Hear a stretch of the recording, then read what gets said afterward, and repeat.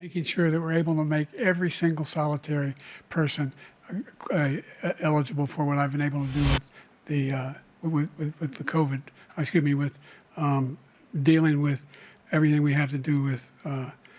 What do you say to Democrats who feel that there should be another nominee after the president's debate performance last night? I'll make a statement about this, but not right now. No. How do you think he did? Compared to a person who was lying the whole time. I'm the one that got the insulin down for the seniors. I took care of the seniors. There's one person standing on that stage that's capable of being president of the United States for the next 4 years, and one individual standing on that stage that was not capable. It was not a good night for the president, but it's not the end of the campaign. We go forward. There was a lot of slurring, like he wasn't remembering. The second that it's over with, the Democrats already trying to talk about replacing Biden. One could barely talk, and the other one was glad for it. So we have a tough choice in November. This week, the U.S. presidential race takes a twist with the earliest televised debate in election history.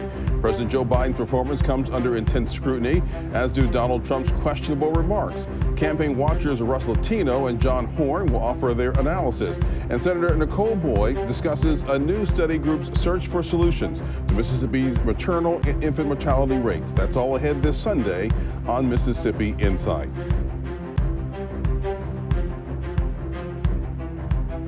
I'm Byron Brown. Thank you for joining us for this June 30th edition of Insight. This year's race for the White House is widely characterized by low approval ratings for each of the major candidates and lingering questions over their respective ages. And Thursday night, in their first of two televised debates, Joe Biden and Donald Trump argued, name-called, and bickered for a broadcast audience of almost 48 million. There's a whole lot to talk about in their performances and get more questions about fitness for duty. Two of our go-to commentators join me now. Senator John Horhn is a Democrat serving voters in Hinds and Madison counties, and Russ Latino joins us by Zoom. He is the founder and CEO of MagnoliaTribune.com. Gentlemen, welcome back to Insight. Great to be here. Thank you. Thanks for having me. All right. John, let's start with you. President Biden needed a strong performance Thursday night. Many debate watchers suggest that he failed to deliver. Talk about what you saw and where this leaves the Democrats' re-election campaign right now. Well, let me just couch things first in saying that 25% of the American electorate don't like either of these guys. And I don't know that either one scored any additional points on yesterday. Trump played his base. Biden stumbled. He stumbled badly. The question is, can he recover from a bad performance in this one instance? I think he can, but there's a lot of talk out there. Russell, your observation from the debate last night, how did Biden with his stumbling, how did that impact the race? Yeah, I think there was a lot of expectation that President Biden wouldn't do very well in the debate. Really, the bar had been lowered quite a lot when you looked at the criticism that was coming from his Republican opponents about his mental acuity, some of the gaffes that he's made recently, questions about sort of whether or not he meanders at events and things like that. So the bar was already relatively low, Byron. I think he wasn't able to overcome that bar, even though it was relatively low. There were several instances of mental freeze. There was instances of a lot of rambling. And you just saw somebody that at times appeared to be fairly confused on the stage. And what you saw in the numbers, CNN had both a pre and post debate poll. 55% of Americans thought that former President Trump, would win the debate with President Biden. The post-debate poll, though, showed that 67% thought that he had won. And so clearly Biden stumbled in a way that was more aggressive than any stumbles that are being attributed to President Trump. And it caused a great deal of public panic last night. Really within 5 minutes of the debate kicking off, you saw people on Twitter, on other social media platforms that have big followings, that are big sort of movers, if you will, thought leaders, questioning whether or not Biden should be removed from the ticket. And Russ, as far as former President Donald Trump, what did he need to accomplish Thursday night, and did he do so?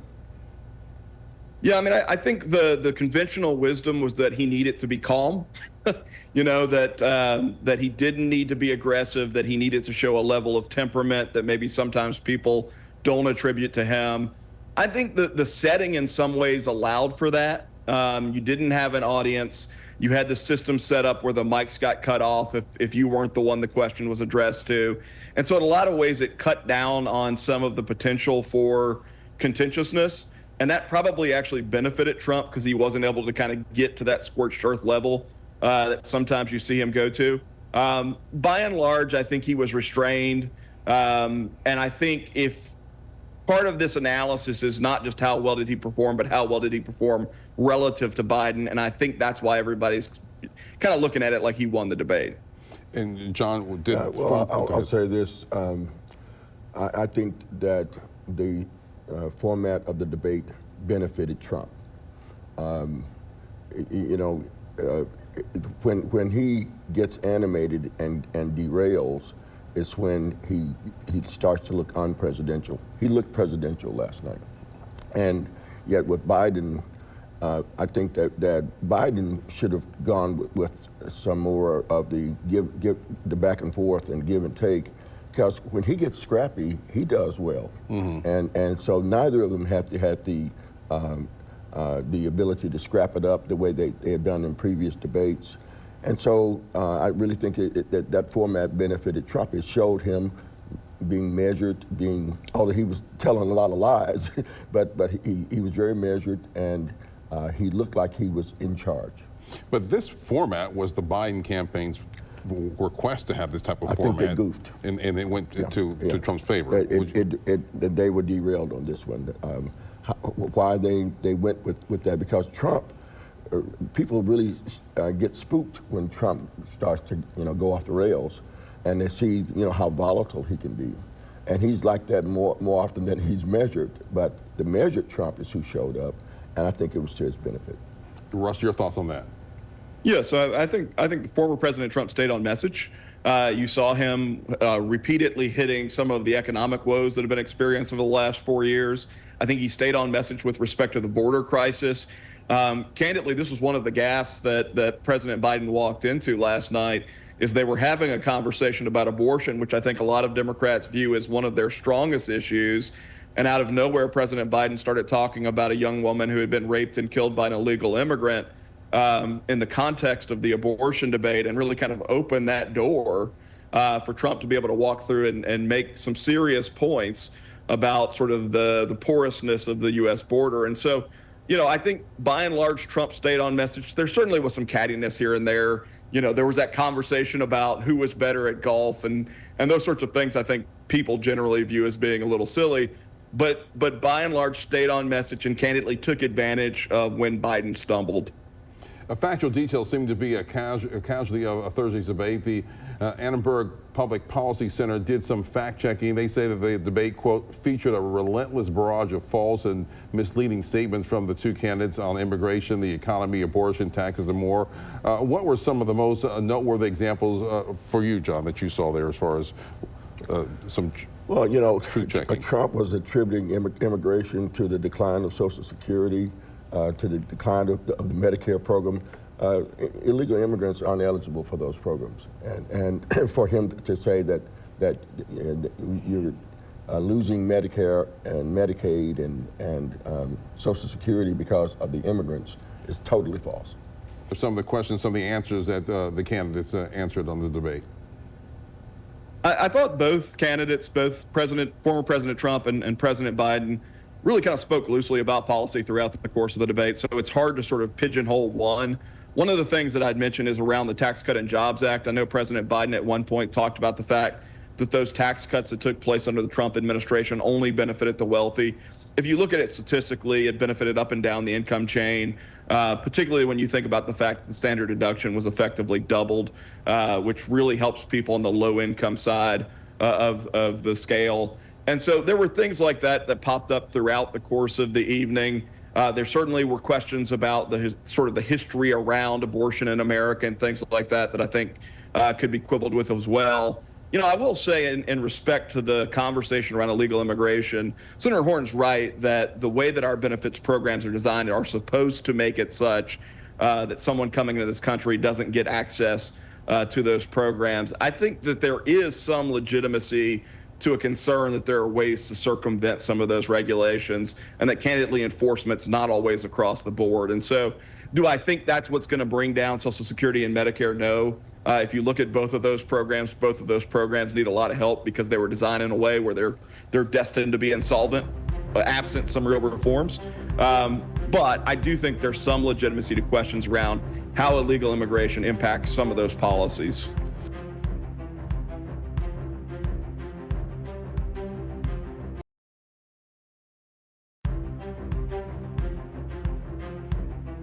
CNN's debate moderators Dick Tapper and Dana Bash are facing a lot of criticism for not checking these two men and some of their responses and assertions. Do you think that criticism is warranted, John? Yeah, I thought that they were going to step in and try to hold their feet to the fire. You know, Trump, they had to ask him 3 times whether he would accept the results of the election. And he finally, on the 3rd go, said, if it's fair and honest and so forth. And I felt that they needed to push those guys a little bit more than they did. They kind of let them go at it. It was really I'd say one guy was better on policy than on performance. Of course, that's Biden. Trump, as has been said, was loose on policy, policy discussions, but he was on point on his performance. And I think it was Van Jones who said this was a case of the old man versus the con man. And so you saw that. Trump can talk water up a hill. And what we saw was Trump at his best at doing that, using sound bites from his campaign to deflect. When questions were asked of him, he would deflect the question and do his campaign thing. And he did a marvelous job of that. Biden was not on point. Russ, do the moderators, do they deserve some criticism for how they didn't push back at some of the candidates? I actually think they deserve a lot of credit, and I think the format deserves an awful lot of credit. You pointed out, I mean, a lot of the formatting really was the Biden campaign's desire to prevent sort of back and forth chaos between the candidates. I thought the format allowed people to answer questions substantively. Did both candidates always seize that opportunity? Absolutely not. But I actually like the fact that the moderators did not become debaters. If I'm going to watch a presidential debate, I want the candidates to be able to hold each other accountable. And so if President Trump felt like President Biden was saying something that was untruthful, he needed to use his time to point that out, and vice versa. If President Biden thought that something that President Trump was saying was untruthful, he had an opportunity and time to point that out. From a viewer standpoint, I liked the fact that the moderator didn't try to become a debater. There was a lot of speculation that these debates would not sway many voters on one way or the other. Do you believe Thursday night will prove otherwise, Russ? Yeah, I think this is different than other debates. I really do. So I think, you know, we talked about off air the Mitt Romney and Barack Obama debate, where early on, that very first debate, candidly, Barack Obama probably lost that debate to Mitt Romney. And you saw Mitt Romney got about a 4.6% boost coming out of that debate in 2012. And then it eroded, and obviously President Obama recovered and was able to be successful. Why I think this is different is because we're not talking about you know, poor debate around policy. We're having a conversation, if we're honest, about the guy's mental faculties and his ability to serve in the role. And that's not something you recover from just by preparing more for the next debate. And so I think this one has the potential of having a much greater impact coming out. And that's why you saw the panic that you saw. I mean, if you were watching CNN right after the debate and John King was talking about it, he literally said he had heard from top Democratic officials who said, oh my God, oh my God, oh my God, this is dismal. And they were talking strategically about, is there an avenue to replace Joe Biden on the ticket? That never happened with Barack Obama. It never happened with Ronald Reagan. It never happened with George Bush when they had bad debate performances. I think this is fundamentally different than what we've seen in some of those other instances. And Democrats are going to have to figure out, can we circle the wagons, or can we take this extraordinary step and find a way to get somebody else on the ballot? John, will this win? Yeah, and I would say that Democrats went into last night nervous. They finished the night panicked. They were really scared behind this performance, and I will agree with Russ that the stumble was such a significant one that it may shadow the rest of this campaign. And yet I don't know that many, certainly I don't think Biden swayed anybody. I don't know that Trump swayed anybody, but Biden might have lost somebody because his performance was so weak. And we got to figure out, is there a path forward for the president, or should he look at other things now? The governor of California, who's Gavin Newsom, was on this morning, and he doubled down on Biden. And I think he gave the party a shot in the arm with some of his comments that you don't walk away from a man just because of one mistake that he's made. You hang with him, you stick with him, and you lift him up, and you say you got his back.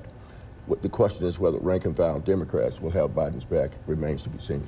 The question: when will we know what Democrats are going to do?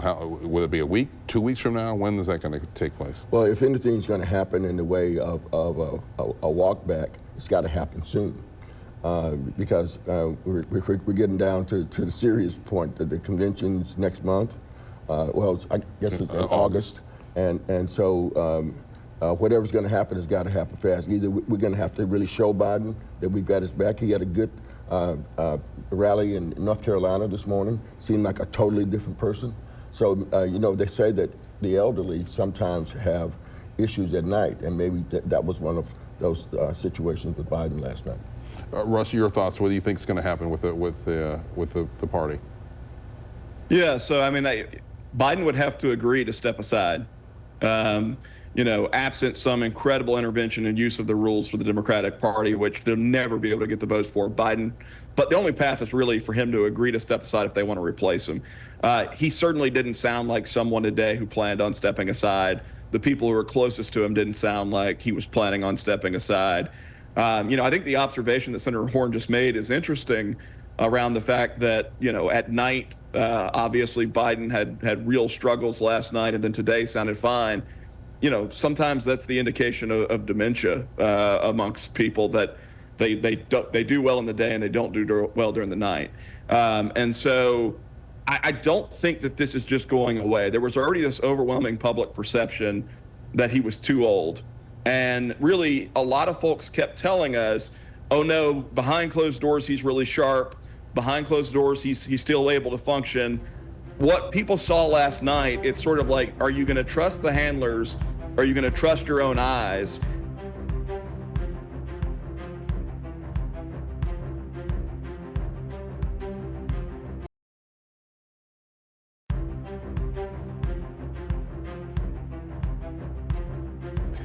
The past two legislative sessions, lawmakers have passed bills that aim to chip away at Mississippi's nationally low maternal and child health care rankings. Senate leaders will be meeting this fall to see what else can be done for mothers and babies. 12 News senior political correspondent Richard Lake spoke with Senator Nicole Boyd about the Senate study group on mothers, children, and families. In 2023, Mississippi lawmakers passed a bill that expanded Medicaid services for a full year for new mothers. And in 2024, a presumptive eligibility bill became law, allowing expecting mothers to access health care within their first trimester. Senator Rod Hickman is a member of this year's study group. He's expecting similar results to come out of these discussions. Last year, we extended our postpartum care, and then we capitalized on that with presumptive eligibility. This committee is only going to push the gas to help drive us further. Senator Nicole Boyd is chairwoman of this study group. Healthcare will be a focal point, as well as the state foster care system. We've seen some maternal mortality rates that have gone down, but we've also got a lot more work to do in children mortality rates and infant mortality rates. In the last 2 years, we've passed a tremendous amount of legislation when it comes to adoption, foster care, CPS. We've enabled baby boxes to be put into this state. We've also looked at the entire kind of mental health aspect of CPS. What are the things that we have within the state? What are the gaps within that? Senator Boyd was central to this year's Medicaid expansion negotiations that ended in a stalemate between House and Senate negotiators. But expansion will not be a topic of discussion in this study group. That will be handled by the Medicaid committee, particularly in regards to that. Medicaid issues always come up that when you're talking about women, children, and families, just because a huge percentage of our births in the state are to Medicaid mothers. But I don't expect expansion per se in these conversations. Reporting in Jackson, Richard Lake, 12 News.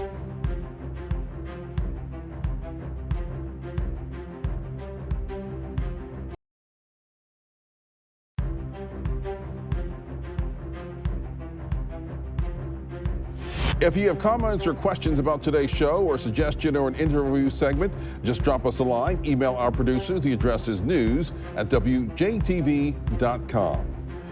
Big thanks to Russ Latino and Senator John Horhn for joining us this week. We'll be back next weekend with more of the political and current affairs coverage that you demand. I'm Byron Brown from all of us here at 12 News. Make it a great weekend.